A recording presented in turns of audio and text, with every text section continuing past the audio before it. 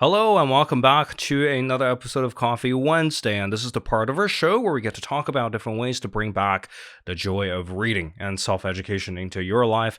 And apologies if I sound a bit stuffy today. That's because I feel like I got a sore throat situation going on. And it was like 5 minutes into recording the video, I thought to myself, today's going to be a great day.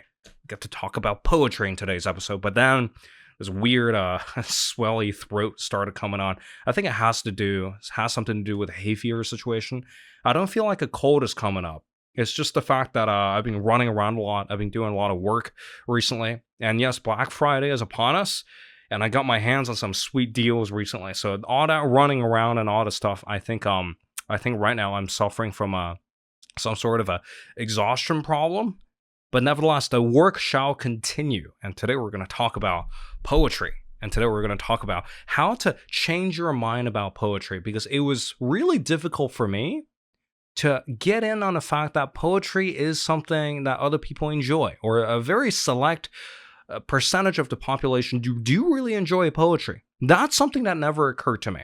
You know, in college, when I used to read poems, it used to just be this exercise full of strain. I used to really not understand why people would even get into it. I used to just think that it's a waste of time to spend 40 minutes on a single tiny block of text. Whereas, if I spend the same 40 minutes on a longer book, I would get through more of that longer book, right? So that all changed recently for me. And now I'm kind of getting around to the idea of reading poetry for pleasure. So we're going to talk about the one key idea that's going to completely rewire your relationship with poetry the way it did for me.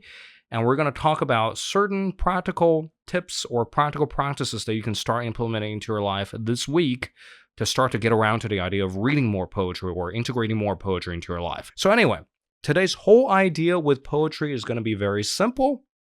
Because whenever we start to approach poetry, there's a universal problem with new readers of wanting to get the most out of something on your first reading, without realizing that most of the joy and juice that you're going to get out of a reading experience, in fact, they come from a rereading. So this is the problem that we run into poetry with, and this is the kind of problem that afflicts a lot of people who kind of can't find a groove with poetry, which is the key to poetry is that its magic is not in the content, but in its expression. So let me repeat that. Poetry's magic is not in the content per se. There are poems with a lot of great meanings and great ideas in them, but the main point of poetry is actually in how the poem delivers that imagery, or the sound that the poem generates, instead of what is being delivered. That's why there are a lot of nonsense poems, but they still sound really good. And the major challenge for people like us who are so accustomed to reading nonfiction, or who are so accustomed to just getting the meaning out of a text straight away, is that we're almost uncomfortable with that whole idea of, instead of trying to find a meaning, now we need to find how the meaning is delivered. And that is the first kind of unlock if you ever want to rewire your relationship with poetry. And I kind of discovered this insight recently as I was listening to a lot of music, because music is probably the closest cousin to poetry. The lyrics, in fact, I got an album here. This is Alt J, The Dream. I recently started collecting Alt J albums. I know what you're thinking. There's a video clip on the internet somewhere where there's a parody of Alt J. And yes, that parody is very on point, because Alt J's lyrics, they make very little sense when you listen to it for the first time. In fact, a lot of these lyrics that are printed inside the album here, if you just read it, they kind of assume the same quality as a really complicated poem, which is, yes, it's written in English, I can read it, but it makes zero sense to me. But these lyrics only start to make sense once you start to play it with the track, or with the musical track. Once you start to see that, okay, that verse was sang like that.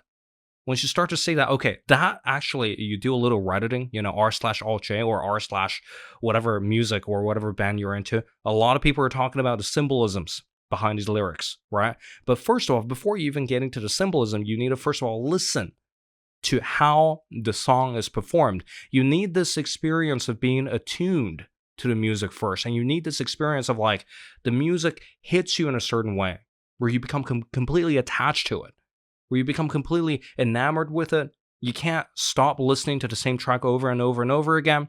And after that entire process, do you start to look into the lyrics? You start to wonder, okay, what does this mean? What does that mean? And looking up the meaning of the lyrics is not like you trying to decode it for an assignment, but it's more like it deepens your enjoyment of the music when you listen to it again, right? So the whole process is really anchored in enjoyment.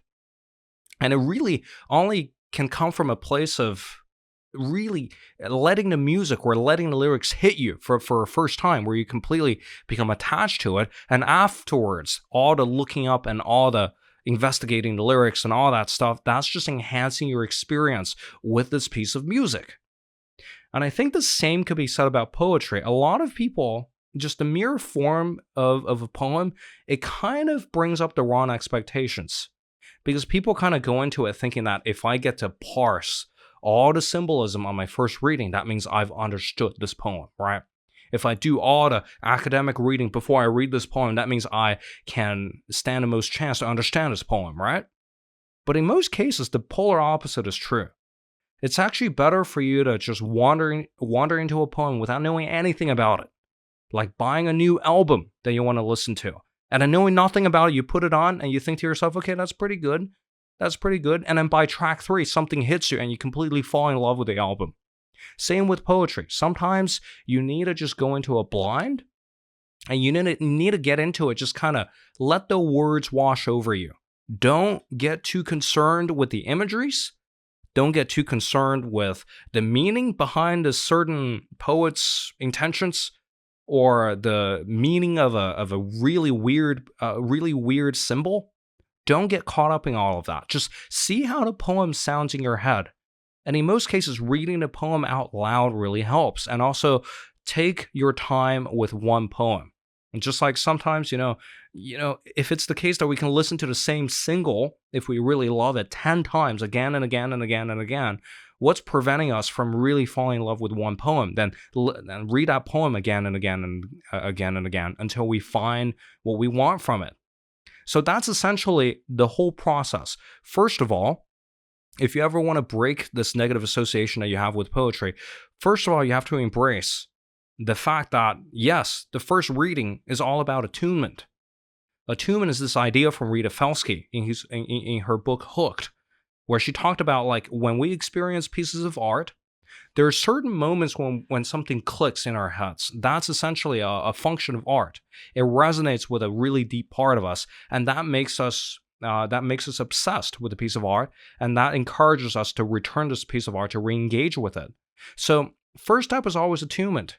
Maybe the way to really engage with poetry is to, first of all, read 10 poems as fast as possible. Read them out loud. Don't try to think too much about it. What you're trying to experience here is the how, not the what. And what you're trying to experience here is kind of like, yes, exactly like letting the music wash through you when you crack open an album for the first time, until something hits you, until one poem sort of jumps out at you, and until you have the lingering memory of a poem in your head. You think, oh my God, that sounded really different compared to all the other poems that I've read. What was it about that poem that's really, really fascinating to me? What was it about that symbol that's so haunting? I can't stop thinking about it, right? So in that case, I want you to still not reread the poem. So the second step here is that once you feel that moment of attunement, after you fully experience certain poems, after you let it run through you, all that stuff, once you experience that attunement, once you can't stop thinking about a piece of poem, resist the temptation to head back to the poem. Because what you really want to do is to let this curiosity build up over time. You need to let this fascination build up. You need to let this enchantment really get to its brim. And you need to really just, you can't wait to read this poem again. And that's when you let yourself. Step 3, go reread the poem. And what's going to happen is this time, throughout a second reread, or a third reread, or a fifth reread, you're going to find yourself obsessing over the minutia, obsessing over the lyricism, looking on Reddit, or going on the internet, searching for answers, reading a few academic articles about this poem, just trying to really decode what it is about, not for the purpose of trying to extract something from it, but for the simple purpose of trying to extract more pleasure from the reading experience itself. And that's how you really know that you're reading a poem correctly. Every act of trying to decipher it should deepen your enjoyment of the poem. It should reveal different aspects of this poem. Instead of you having an intellectual understanding, every time you understand something more about the poem, it should open up your world a little bit more. It should deepen your love for this poem. So, brief summary here, 3 steps to read a poem without bringing in any of the complicated poetic terminologies here. Number 1, read poems like discovering a new album. Let it flow through you, because at some point, a collection of poetry, 1 to 2 poems are going to start to jump out, like singles from a music album. Like there's certain singles you can't get out of your head. Let that linger. Let it linger in your head. And that's step 2. Let it linger in your head until the curiosity builds up to such a point where you can't help but to head back to the lyrics to really see what it's about. Where you can't help but to return to a poem to really, really see what the poem is about. And step 3, let yourself decipher it. And only view this deciphering process as you deepening your enjoyment of reading a poem, not for extracting information. And I think that really is all you need to really start to think about poetry as a really pleasant pastime reading. If you get stuck in that frame where you're like, all your muscles are tensed up, you're facing a poem, and you think to yourself, I'm going to conquer you, I'm going to understand you, by its design, you're never going to ever enjoy reading poetry, because yes, it's supposed to carry sound. Poetry is this weird medium where the sound is the medium, the form is the content, where the sound sometimes has more meaning than the content of the poem contains in itself. So it's a similar case with music. Sometimes the lyrics make no sense if you don't pair it with the track that it comes with, but in the case of poetry, the poetry is the music. So in order to really access and parse through the layers, and in order for you to really fall in love and reclaim the joy of reading poetry, try this method instead of what you've been taught to do it in school, which is close read everything, which is squeeze your head in a tiny little gap in a wall to really figure out what it means. Instead of doing it that way, find attunement, first of all, bottle that attunement up, let the lyrics run through your head, or let the poem run through your head. Build it up to the point where you can't help but to look up its meaning, and then you look up your meaning as a means to an end. And the end is deepening your enjoyment when you read a poem. And yes, every time when you reread this poem, it's going to reveal itself in a new light. And that is how I recently found my way back to poetry after years of not liking it. And yes, that is all I have to talk about for today's episode. But anyway, I'm very surprised that my voice is still here, and I'm very surprised that we're able to talk about all of that without my voice, without losing my voice like a teenager. But anyway, that's all I have for this week. We will be back here next week to talk about the workshop launch, as well as another episode that I've planned, and I'm very excited to present that episode. And of course, I'll see you back here on Wednesday next week. Robin Walden here. Take care, and goodbye.